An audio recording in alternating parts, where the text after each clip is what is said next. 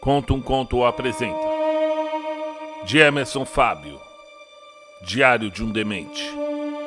Narração Marcelo Fávaro.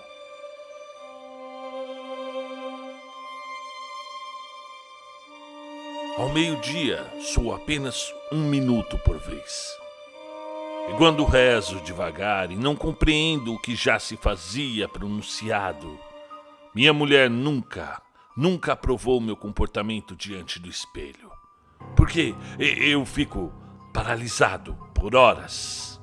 E quando meu rosto refletido nele se faz a minha imagem, preciso buscar algo bem prático para fazer, evitando assim comentários sarcásticos de minha adorável esposa. Agora, uma música leve acalma os meus nervos, e um desatordoamento súbito remansa a minha alma. Mas o efeito do calmante não tardará em tomar posse de mim, pois risos vindos da outra sala se apoderam dos meus ouvidos, me fazendo ter um paulatino sorriso. E uma agitação de ansiedade toma conta do meu ser, ainda que eu seja metade só lucidez e a outra metade loucura total. Não ficarei me esforçando tanto assim para concluir o que já disse. E nesse exato momento, tudo é insanidade, tortura e topor. Me vejo num caminho de linha reta. Uma estrada imensa de mão única contradirá tudo no meu caminho. E esse coração pretensioso se alivia tanto ao fato de completar são e salvo esse trajeto, pois serão quilômetros de caminhadas até onde não sei bem ao certo onde chegar. Uma estrada inteira vazia. Pixes soltos, fendas irregulares fazem meu desgastado sapato de couro ranger de forma repulsiva, assustadora e nada confortável. Observo no horizonte o ponto muito pequeno que me fez entender ser o trajeto a ser percorrido. Passaram-se horas e aquele miúdo ponto ainda estava lá, no mesmo lugar, e era como se estivesse parado e nenhum centímetro se mover em minha direção. Então começo a me cansar, desfalecer, meus delírios atingem o ápice. Uma umidade involuntária se precipita no meu olho esquerdo e pássaros vindos em minha direção conduziam-me de maneira vívida e eficaz. Pois eu já me aproximava daquele minúsculo ponto tão distante onde outrora fora me destinado a contemplar. Então, cheio de satisfação, olho em torno de mim e vejo tudo completamente embaçado, nebuloso, tudo na mais perfeita simetria, e uma friagem encostada na minha boca fizera-me sentir uma paz. Um chuvisco intenso e suave atingia o meu braço esquerdo, e o cheiro da umidade misturado com a grama rasa trouxe consigo um aroma único, um frescor que só quem vivenciou isso sabe. Me apoiei no tronco de uma enorme árvore de galhos finos, de coloração acinzentada, fazendo-me uma renovação interna. É chegada a hora de partir, e o caminho de volta me espera. Começo a dar os primeiros passos e logo vejo. Tudo estava diferente. Nada de exagero. E o pixie na estrada não era íngreme, e sim liso e suave. E nem era preciso de sapatos para retornar à caminhada. Os pássaros cantavam e assoviavam melodias únicas. Um assovio diferente a cada piar. Uma grande variedade de asas e penas, cores reluzentes e cores vibrantes faziam meu caminho de volta, intensamente bonançoso. E quando de repente ouço novamente uma voz, era da minha esposa, que dizia o seguinte: "Você pode abrir os olhos agora, querido. Você pode abrir os olhos. Está tudo bem. O doutor já aplicou o remédio. E você vai ficar bem. Agora estou aqui. Eu cuido de você. De volta à realidade, debruçado numa muleta, abusei da sorte quando o robusto enfermeiro de cara vermelha, longos cabelos cor de fogo, passou depressa. Mirei meu olho no dele, fazendo de conta não demonstrar razão legível de entendimento. E ele, por sua vez, segurava na sua mão dezenas de medicamentos, no intuito de amenizar o sofrimento dos meus colegas. E ai daquele que se recusasse a obedecê-lo, pois Rambo Ruivo, como era conhecido, não precisava dizer muito. Fechava o punho branco, que mais parecia uma marreta, e a insensatez de alguns parecia deixar de existir. 1 ano já se passara desde a última visita minha. Eu estava determinado a cumprir minha missão aqui. Como sei ter passado 1 ano? Mas é claro, passou-se 1 ano, porque alguns colegas agora jazem. Passou-se 1 ano, porque muitos dos pardais não existem mais. Foram substituídos por outros mais jovens e de coloração nova. Também sei passar 1 ano. Minhas blusas engavetadas estão sendo trazidas de volta com a chegada do inverno. Um frio tão intenso quanto as inúmeras pílulas, enfiadas gargantas adentro, para fazermos parte desse jogo onde a regra principal é estar entorpecido. Façamos dessa passagem aqui uma transição preparatória para o outro lado. Um outro aprisco nos espera. Mas, até não estarmos preparados, sejamos apenas insensatos. Não que queiramos justificar algo, pelo contrário, estamos confirmando tudo como todos querem, do modo mais ordenado possível. O tempo passa lento, muito devagar, e tenho uma ligeira impressão não saber mais se as horas fluem verdadeiramente. Um estranho detalhe me intriga. Toda vez ao perguntar as horas ao nosso cuidador, ele diz: faltam 5 minutos. Por isso, e justamente por isso, não consigo compreender. Passado algum tempo, refaço a pergunta, e dessa vez observei o crachá do meu amigo, que trazia escrito seu nome. Seu Rodrigo, que horas são? Respondendo nervosamente, o homem do jaleco branco disse-me: agora, faltam 2 minutos. E não tenha pressa, camarada. Não se apavore, fique tranquilo, pois temos todo o tempo deste mundo. E uma inquietude exagerada tomou conta de mim. E eu só queria saber a bendita hora, mas não, eles preferem nos tratar como loucos, como condenados ao vazio. Então tenho uma recaída, e de súbito adormeço, calmo, e espero mais um dia recluso, nesse longínquo recanto.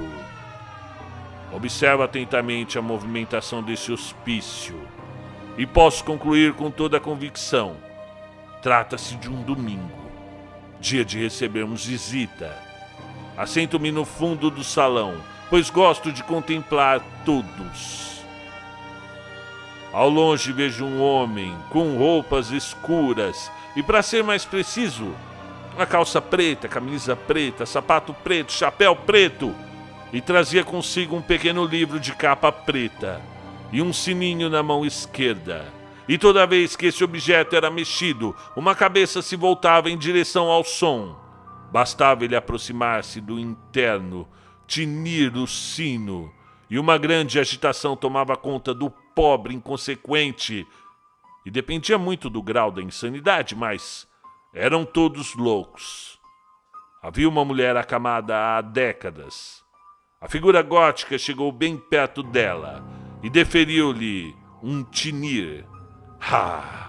Aquela coitada pulava tanto na cama que foi preciso 3 enfermeiros para detê-la.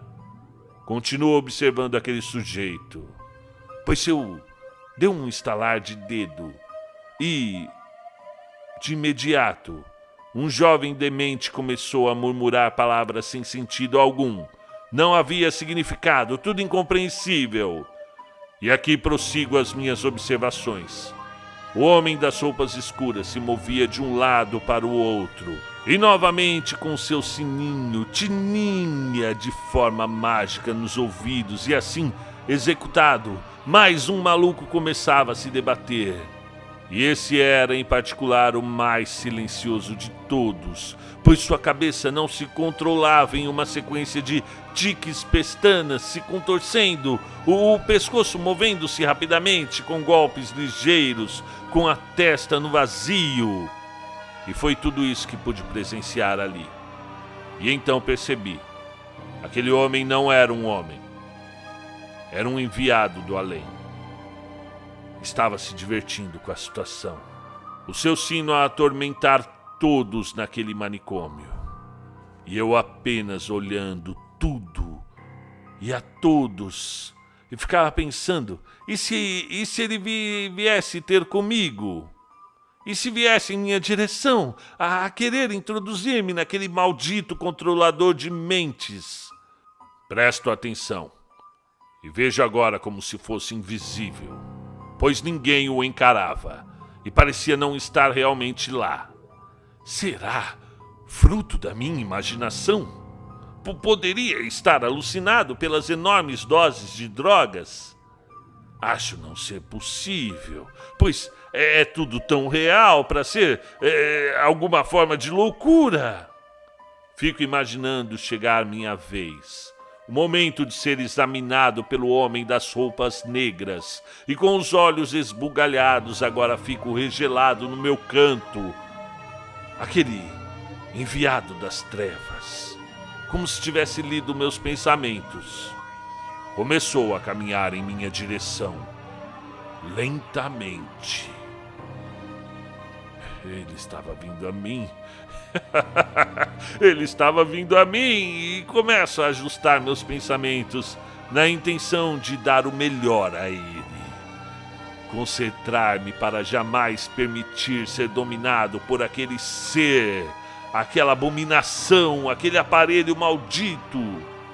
Então um tinir é soado e a mulher retorna a se debater na cama, muito bem amarrada com fivelas e fechos de couro, e logo em seguida, com o estalar de dedos, o jovem começa a murmurar e a urrar com uma voz triplicada e monstruosa, e em frenesi, todos os internos agora estão guinchando, urrando, murmurando, dando gargalhadas, risadas medonhas, risadas infernais, nunca antes ouvidas naquele sanatório.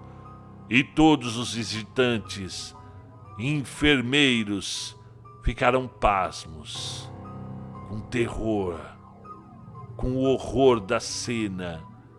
Então o maestro dos inconsequentes fazia o seu trotear e vinha ao meu encontro, possuído agora.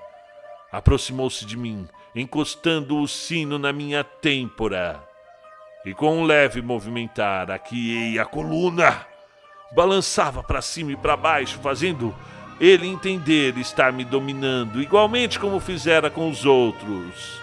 Olhei-o de relance, pois o jagunço das trevas estava baforando no meu cangote um cheiro horrível, um odor certo ter vindo das profundezas do abismo.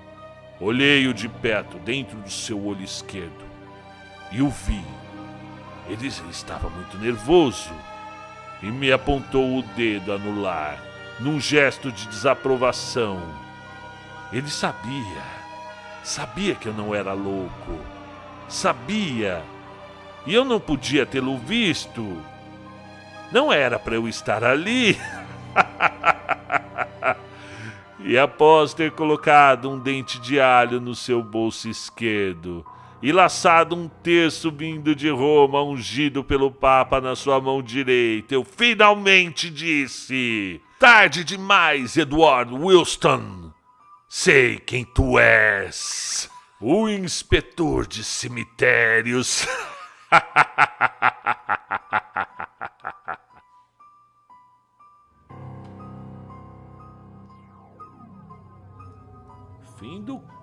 belo conto, hein? Caramba. Então ele estava ali só esperando o Wilson aparecer pra lhe pegar. Tava fingindo de louco ali. Muito bem, quem mandou aqui foi o... Boa tarde, Fávaro. Meu nome é Emerson Fábio, tenho 44 anos, sou de Jaú, grande cidade Jaú, aqui em São Paulo. E tenho muitos contos e muitas histórias e vou lhes mandando aos poucos. Sou muito inspirado por H.P. Lovecraft, Edgar Allan Poe. Obrigado e eu que agradeço. Obrigado por ter mandado esse belíssimo conto e vamos lá. Até mais, pessoal. Até o próximo conto. Inscrevam-se, comentem o que acharam do texto e é isso. Passar bem.